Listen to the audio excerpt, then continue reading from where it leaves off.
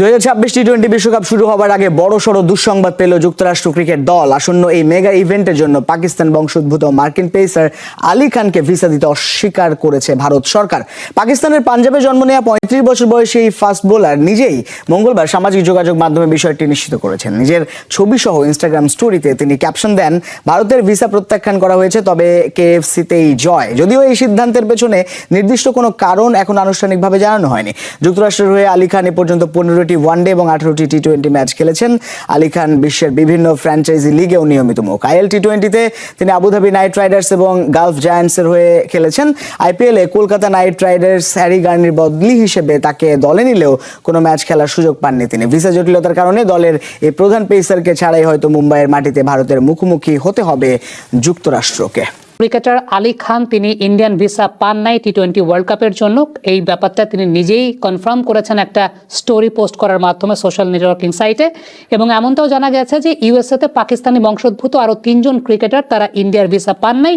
সেই 4 জন ক্রিকেটারের নামগুলো একটু পড়ে শোনাচ্ছি। আলী খান, শায়ান জাহাঙ্গীর, এহসান আদিল, মোহাম্মদ মহসিন।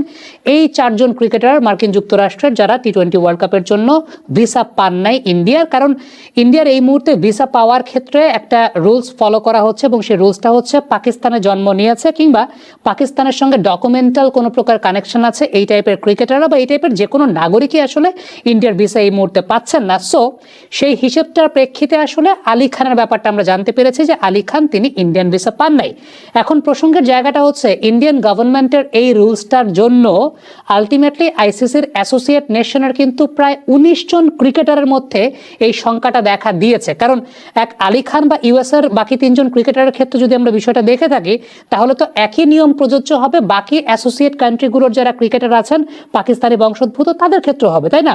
সো সেই হিসেবটা চিন্তা করলে দেখা যাবে সংযুক্ত আরব আমিরাতে কিন্তু আরো অনেক ক্রিকেটার আছেন। মানে যুক্তরাষ্ট্রে তো আমরা 4 জন দেখলাম, সংযুক্ত আরব আমিরাতে কিন্তু আরো ক্রিকেটার আছেন যারা মূলত পাকিস্তানি অরিজিন বা পাকিস্তানি বংশোদ্ভূত অথবা পাকিস্তানের সঙ্গে ডকুমেন্টাল কানেকশন আছে।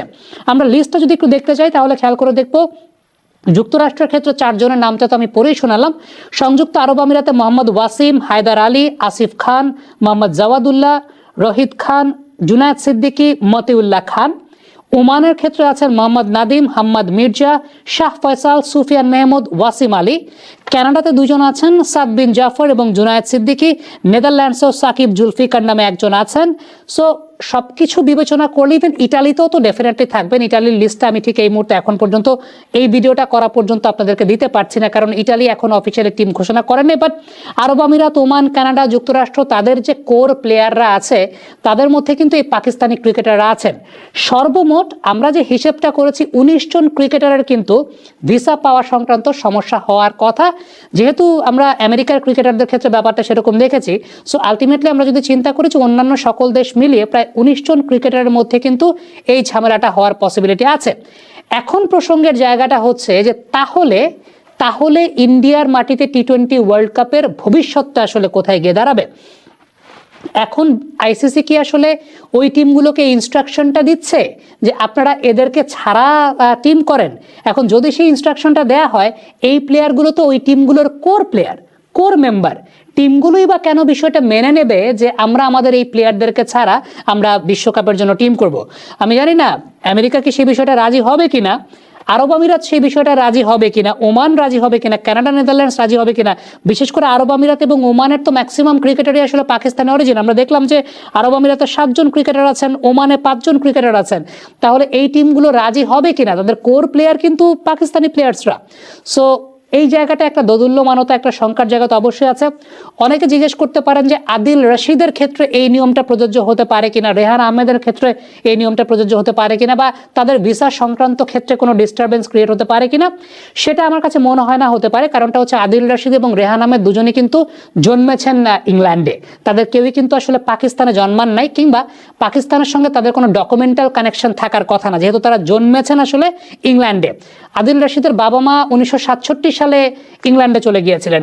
রেহানের বাবা মা এমন সময় ইংল্যান্ডে গেছেন যখন রেহানের জন্মই হয় নাই। সো জন্মসূত্রে তারা কেউ পাকিস্তানের নাগরিক না, পাকিস্তানে কোনোদিন থাকেন নাই এবং সেই ক্ষেত্রে যে বিষয়টা উল্লেখযোগ্য সেটা হচ্ছে পাকিস্তানের সঙ্গে তাদের ডকুমেন্টাল কোনো কানেকশন নাই। ইন্ডিয়ান লটা যেটা সেটা অ্যাপ্লাই করছে তারা পররাষ্ট্র নীতিতে, সেটা হচ্ছে পাকিস্তানে জন্মিয়েছে বা পাকিস্তানের সঙ্গে ডকুমেন্টাল কানেকশন আছে এইরকম কোনো নাগরিককে তারা ইন্ডিয়ান ভিসা দিচ্ছে না। সো আলটিমেট ফ্যাক্টর সেই জায়গাটাতে আমার কাছে মানে যেটা একদম ফ্যাক্টের জায়গা যে বিসিসিআই এরও তো আসলে এই জায়গাটায় কোনো কিছু করার নেই, কারণ তাদের সরকার থেকে যখন বিষয়টা এরকম করা হয়েছে তখন বিসিসিআইও তো চাইলে এখানে আসলে কোনো কিছু করতে পারবে না।